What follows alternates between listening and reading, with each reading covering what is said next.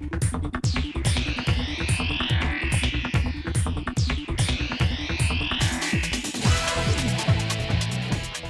seems like a typical day for most people. Work, school, kids, social life, work. It's like a vicious cycle that for many can suck the life out of us.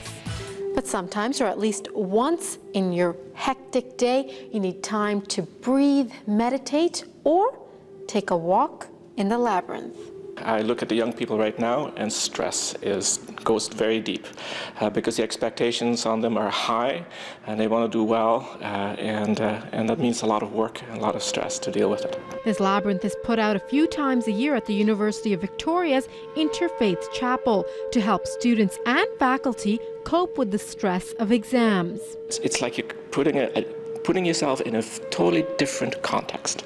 Instead of the stressful, forward-running life, you're putting yourself for at least half an hour, 45 minutes in a different kind of environment. This one is based on a similar labyrinth in the Chartres Cathedral in France. But labyrinths have been around since ancient Egypt as a symbolic journey to the center of yourself. It's as simple as walking around until you get to the middle, where you can sit and meditate. A place where you can let go, yet still think about whatever is going on in your life. It's different each time. I find something different will come up because it is reflective. But stress, of course, isn't only experienced by students and professors. It's part of all of our lives. It's estimated that stress costs Canadian businesses $12 billion a year in lost productivity due to health claims and absenteeism. There's certainly more stressors than there used to be. We're bombarded with email and Twitter messages, and certainly for students, things like Facebook. Rob Skelton is an associate professor of psychology at the University of Victoria. He says there are two types of stress. Stress that you can overcome is good for you.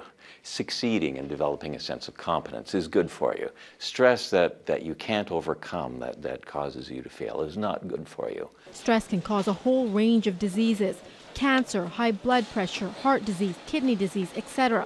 While meditation is a great way to let go and de-stress, it's not always the right way. The same solution is not going to work for every person.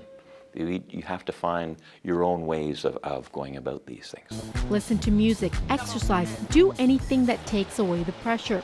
But there is one thing: you have to turn off the cell phones, computers, and all the other technology that is supposed to make life easier. You have to go into these things with the spirit in which they were intended. This is a time out of time.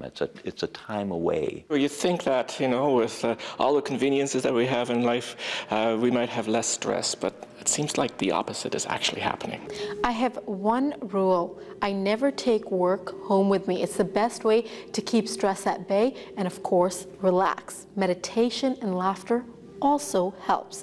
At the UVic Interfaith Chapel, I'm Sucheta Singh, your health and wellness specialist.